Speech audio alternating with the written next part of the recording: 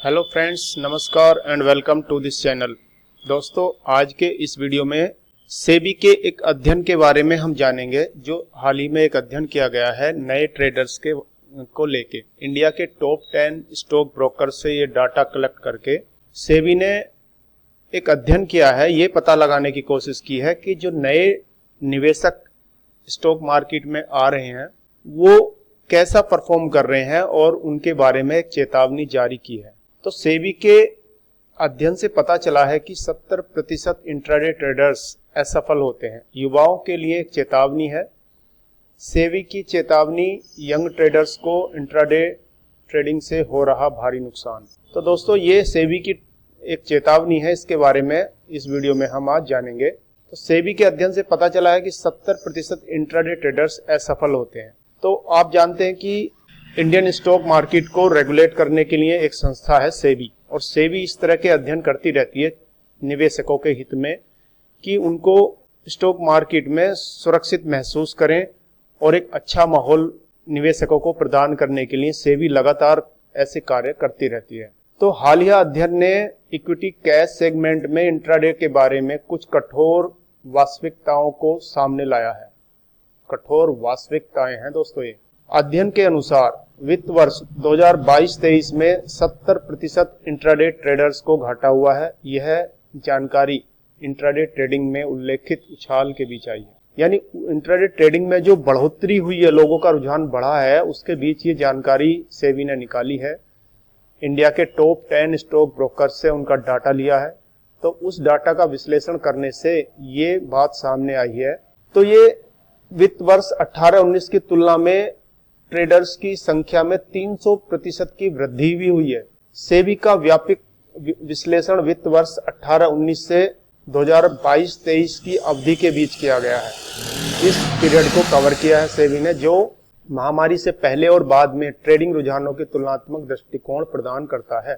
शिक्षाविदों, दलालों, बाजार विशेषज्ञों वाले एक कार्य समूह द्वारा सहकर्मी समीक्षित अध्ययन ने शीर्ष 10 स्टॉक ब्रोकरों से व्यक्तिगत ग्राहकों का नमूना लिया। यानी इंडिया के जो टॉप 10 स्टॉक ब्रोकर हैं उनसे व्यक्तिगत निवेशक हैं जो उनका डाटा कलेक्ट किया है और उस पर ये विश्लेषण किया है। और ये पता चला है कि इक्विटी कैश सेगमेंट में व्यक्तिगत ग्राहक आधार पर लगभग 86% हिस्सा, यानी कि जो इंट्राडे ट्रेडर्स हैं, यानी व्यक्तिगत रूप से अकाउंट्स हैं, वो 86% उसका मार्केट में हिस्सेदारी है। तो सेबी के इस अध्ययन से निष्कर्ष क्या निकलते हैं, इसके बारे में जानते हैं। नंबर 1, इंट्राडे ट्रेडिंग में भागीदारी में वृद्धि। तो पहला निष्कर्ष तो ये निकलता है कि इंट्राडे ट्रेडिंग में भागीदारी लोगों की वृद्धि हुई है, और ये 2018-19 की तुलना में 2022-23 में 300% से अधिक बढ़ा है, यानी 3 गुना बढ़ गई है। इक्विटी कैश सेगमेंट में ट्रेडिंग करने वाले लगभग 3 में से 1 व्यक्ति इंट्राडे ट्रेड करता है। तृतीय पक्ष विज्ञापन, युवा व्यापारियों की ओर जनसांख्यिकीय बदलाव, यानी कि युवा ट्रेडर्स मार्केट में हिस्सेदारी बढ़ रही है। युवा इंट्राडे व्यापारी जो 30 वर्ष से कम उम्र के हैं की हिस्सेदारी 18-19 में 18% से बढ़कर 2022-23 में 48% हो गई, यानी दुगने से भी अधिक हो गई है। लगभग 2.5 गुना उनकी हिस्सेदारी मार्केट में बढ़ी है। तो इसी बात को लेकर सेबी ये चिंतित है कि रिटेल इन्वेस्टर्स को कैसे सुरक्षित किया जाए। तो तीसरा निष्कर्ष क्या है, घाटे में चल रहे व्यापारियों का उच्च अनुपात, यानी कि घाटे में जो लॉस में चल रहे हैं ऐसे जो ट्रेडर्स हैं अधिक हैं। इंडिविजुअल इन्वेस्टर्स की संख्या ऐसी बहुत अधिक है। वित्त वर्ष 2022-23 में 71% इंट्राडे व्यापारियों को शुद्ध घाटा हुआ था। ये डाटा है 2022-23 का। तो बहुत बार ट्रेडिंग करने वाले प्रतिवर्ष 500 से अधिक ट्रेड व्यापारियों में घाटे में चल रहे व्यापारियों का अनुपात बढ़कर 80% हो गया, यानी अब ये अनुपात 71 से बढ़कर 80% हो गया है। युवा व्यापारियों, 30 वर्ष से कम उम्र के जो युवा व्यापारी हैं उनको घाटे होने की अधिक संभावना थी, जिनमें से 76 को वित्त वर्ष 2022-23 में शुद्ध घाटा हुआ। यानी 2022-23 का जो डेटा कहता है कि 76% लोगों को शुद्ध घाटा हुआ है, यानी वो लॉस में गए हैं।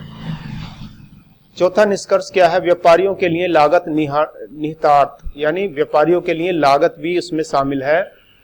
घाटे में चल रहे व्यापारियों को न केवल ट्रेडिंग घाटे का सामना करना पड़ता है, बल्कि उन्हें वित्त वर्ष 2022-23 में अपने ट्रेडिंग घाटे का अतिरिक्त 57 ट्रेडिंग लागतों पर खर्च किया। यानी ट्रेडिंग तो किया उन्होंने, उसमें से भी 57% ट्रेडिंग लागतों, यानी ट्रेडिंग करने से जो ब्रोकर चार्ज लगते हैं, टैक्सेस लगते हैं, उन सब में उन्होंने खर्च किया है। इसके विपरीत लाभ कमाने वाले व्यापारियों ने उसी अवधि में अपने ट्रेडिंग मुनाफे का 19% ट्रेडिंग लागतों पर खर्च किया। यानी जो इंडिविजुअल इन्वेस्टर्स हैं जिन्होंने प्रॉफिट कमाया है, उन्होंने भी 19% अपने प्रॉफिट का ट्रेडिंग लागतों पर खर्च किया है।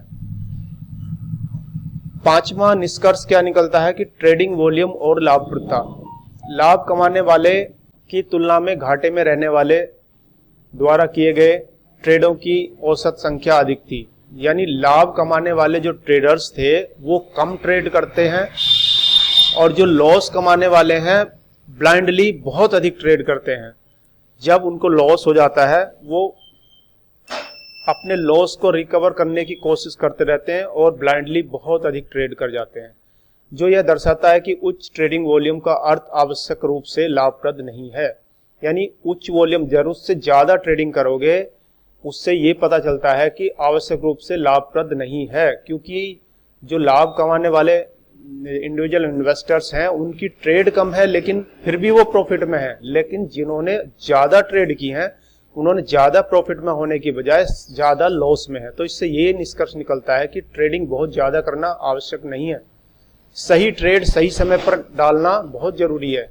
और मैं तो ये कहूंगा कि नए निवेशकों को ट्रेडिंग से तब तक दूर रहना चाहिए जब तक आप मार्केट की चाल को अच्छी तरह से समझ नहीं लेते हैं। अध्ययन इंट्राडे ट्रेडर्स से जुड़े जोखिम को रेखांकित करता है और इसका उद्देश्य व्यक्तिगत व्यापारियों के बीच जागरूकता बढ़ाना। इस जो सर्वे किया है सेबी ने, वो कहता है कि इस सर्वे का उद्देश्य इंडिविजुअल इन्वेस्टर्स के बीच जागरूकता को बढ़ाना है। यह एक महत्वपूर्ण अनुस्मारक के रूप में कार्य करता है, जबकि इंट्राडे ट्रेडिंग कुछ लोगों के लिए लाभदायक हो सकती है। सेबी कहता है कि इंट्राडे ट्रेडिंग कुछ लोगों के लिए लाभदायक हो सकती है और हो सकती नहीं, होती है, कुछ लोगों के लिए होती है। जिनको नॉलेज है, मार्केट के टूल्स नॉलेज है, मार्केट की चाल को समझते हैं, मार्केट को एनालाइज करना जानते हैं, चार्ट पढ़ना जानते हैं, ये सब चीजें जिनको आता है उनको लाभप्रद है। लेकिन अधिकांश को महत्वपूर्ण वित्तीय जोखिमों का सामना करना पड़ता है। यह विश्लेषण जनवरी 2023 में प्रकाशित फ्यूचर ऑप्शन ट्रेडिंग पर सेबी की पिछली रिपोर्ट से अलग है। यानी ये जो डेटा है केवल इंट्राडे ट्रेडिंग का है। 2023 में सेबी ने एक और सर्वे किया था जो केवल फ्यूचर ऑप्शन पे था। उसमें तो और भी डरावने रिजल्ट सामने आए थे। तो दोस्तों मैं जरूर कहना चाहूंगा कि अगर आप नए निवेशक हैं तो आपको ट्रेडिंग से बचना चाहिए जब तक कि आप अच्छी तरह से मार्केट को समझ नहीं लेते हैं, आप मार्केट का अध्ययन करना ना जान लेते, न्यूज एनालिसिस ना कर लेते हैं। तो बहुत सारे टूल्स, इसमें बहुत सारी एनर्जी वेस्ट होती है, पढ़ना पड़ता है, इंटरनेशनल मार्केट को ट्रैक करना पड़ता है, तभी आप इंट्राडे से थोड़ा बहुत पैसा कमा सकते हैं और अपने आप को लॉस वाले व्यक्तियों से प्रॉफिट वाले व्यक्तियों में शिफ्ट कर सकते हैं। तो दोस्तों आज के वीडियो में इतना ही, लेकिन अवश्य कहना चाहूंगा कि आपको अगर ये वीडियो अच्छा लगा तो वीडियो को लाइक, शेयर और सब्सक्राइब, चैनल को सब्सक्राइब अवश्य कर लेना।